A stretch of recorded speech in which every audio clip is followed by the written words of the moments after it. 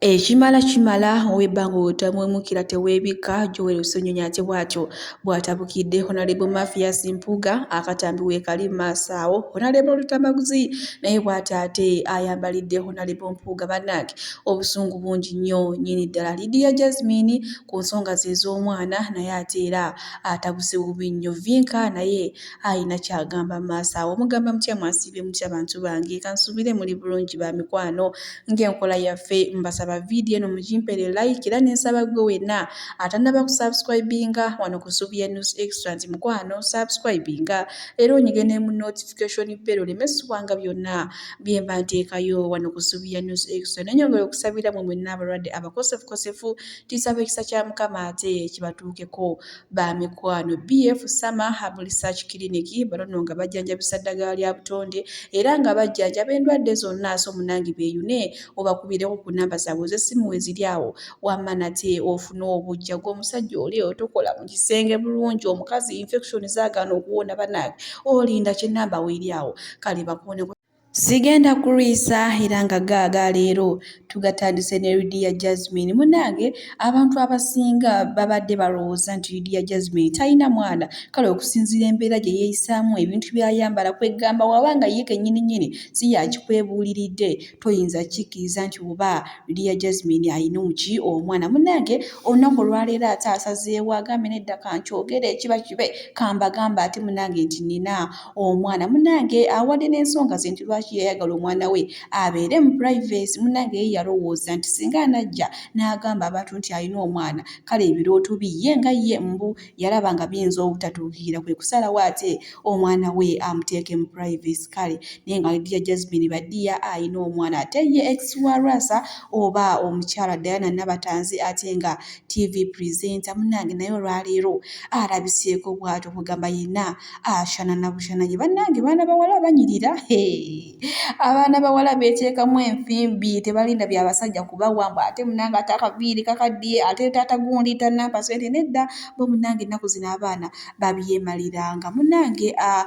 omwami Joel Ssenyonyi era nga ye bw'atyo avudde mu mbeera avuddeyo n'agamba nti gavumenti ya mwami Museveni eyagala okukozesa Honorable Mathias Mpuuga okuleeta ennongoosereza mu mateeka agafuga okulonda okuno okuddako okwa 2026 naye ye akumbye kwerimu agambe nedda ffe munnange tebagenda ate tumanyira basukke buye abaffe akatambi kalina mu maaso wano kambateereko Joel Ssenyonyi ate nga olwo twawulidde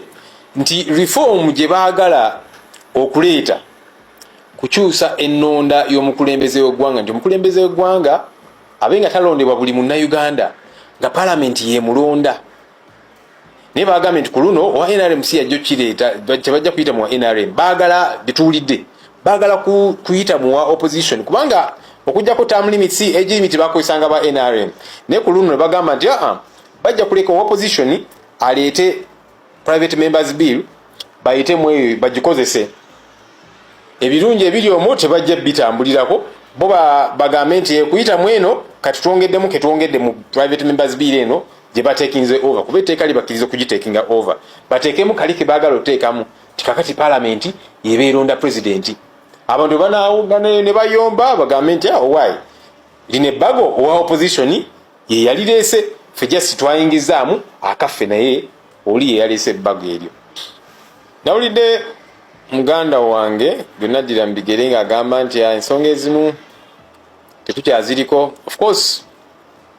ng'eyali omukulembeze waffe yatujja mu parliament mu kaseera ako n'amala n'atuzaayo nga tewali kyamaanyi kibaddewo waliwo abantu abamu abagamba nti kakati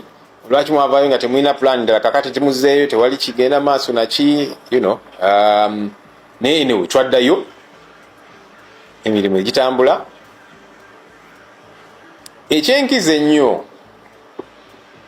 kusigala nga tukozesa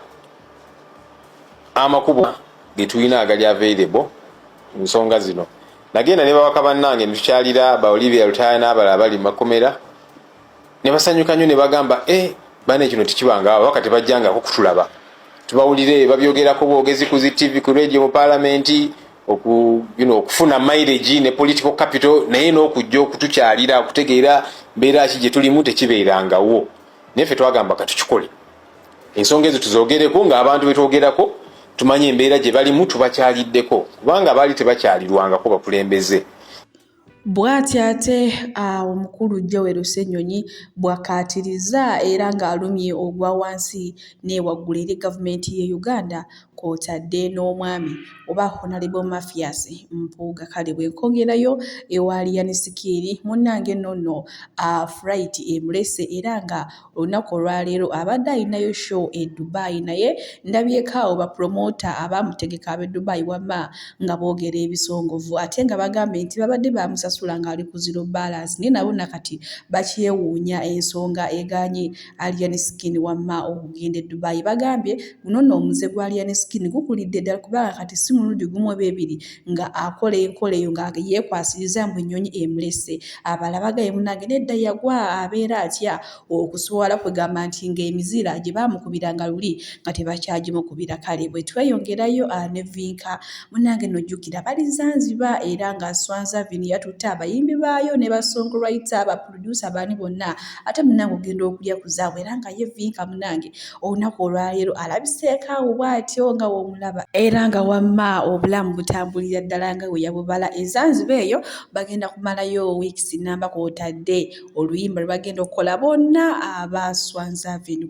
Honorable Lutamaguzi ate bw'atyo bw'ayambalidde Honorable Mathias Mpuuga amugaye munnange ffe si bye tuliko era tuviireko ddala ffe tetugendagenda mu kalulu ate aka electoral reforms. Kale era mbubo si be balimu yadde n'akatono ye abafa akatambi kalina mu maaso wano ngenda kubanga ate nkabatuusaako naye nga maaso awo era nina ne vidiyo ya Dr. Sylvia omutendeke ate ng'atubuulira ku nsonga z'obyobulamu era nze muzikirize kubanga abantu abakyusa ensi mwana wattu si be bano bamwambala mataayi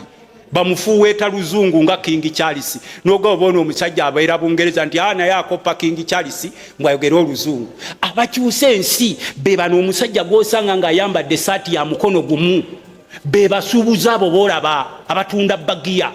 abatunda emipiira. Bw'avaayo n'agamba ensi yange erina okununulwa enunulwa. Obubaka bwa Parliament bulinga nvandiirwa. Tutunulidde ekifo ky'obwa pulezidenti.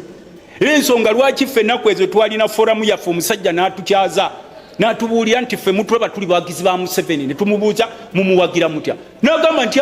bwe muba mwagala okumanya nti Museveni alina abawagizi be mujje mubenga mutuwangula mujja kutulaba. Ne tumugamba nti kakati katugende mu kalulu zaabika emipiira.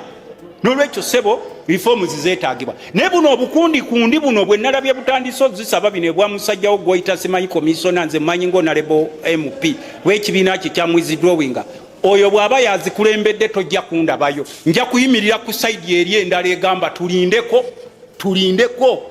kino nkikugamba misana kuba tolina gy'ojja kukijja. Nze omu ajja okubeera ebbali tugaye nti bano bazikulembedde bano tulindeko. Kubanga wano waliwo bannansi abatasobola kwawula Kayuba Mukukulu na Juba. Much as we are going for elections, next 2026 elections, ne Museveni yamaze ddeno okuteekayo ekibinja kye mu opposition ekigenda omusambira endiba ya Kimagwaya nga bw'atuuka wali eri ku gundi w'olaba nti alina okuteeba nga yeesuula yekka eri Sseddume w'ekigo n'omubuuza nti ate ono munnaffe tubadde tumanyi agenda tuteebera ate yeesudde ekigo. Kati ye nvudde nkugambye nti sikurutini egenda kuba y'amaanyi nnyo.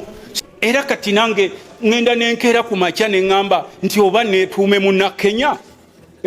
kubanga Kenya efuuse emblem of liberty.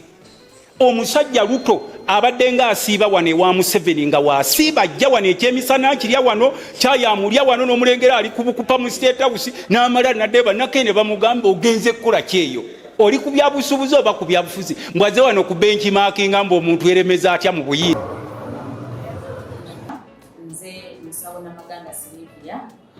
era nga ndi musawo omutendeke ate era nga nkola n'ekitongole kibayita Bright Future Superior Unique Manufacturers ebirungi.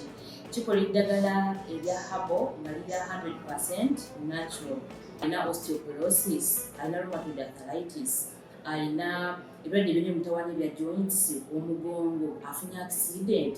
bannange byose byenjawulo. Kaddio kitegeeza omutima, fasitula kitegeeza. Era olina omuntu takyajjukira ebyafudde oluusi yeerabirayo, alina Alzheimer's, memory loss, olina omwana takola bulungi mu kilaasi. Bannange muliza akyankalana eddagala likola bulungi ku baana. Tulina mu katinga kano kibayita prostate relax. Kano akadagala kayamba abaami okutangira prostate cancer, kabayamba alina prostate enlargement, bana olina kansa atandiikirize ali mu stage esookuba ey'okubiri, mugambe oba sisitawo oba bratawo oba mukwano, mugambe ajja kusa akadagala kaffe kano, tagenda kuddamu kulowooza ku ebyo byonna. Enkwaso ze tezimala, kamuyamba okuyingiza enkwaso ze n'okuzikyawo. Bannange tulina expowerman, bw'aba alina enkwaso ze tezimala, kano kayamba okwikurizinga enkwaso ze, afuna premature ejaculation, bw'aba tuse mu kisaawe amala mangu, kano kandida oba any harmful bacterias.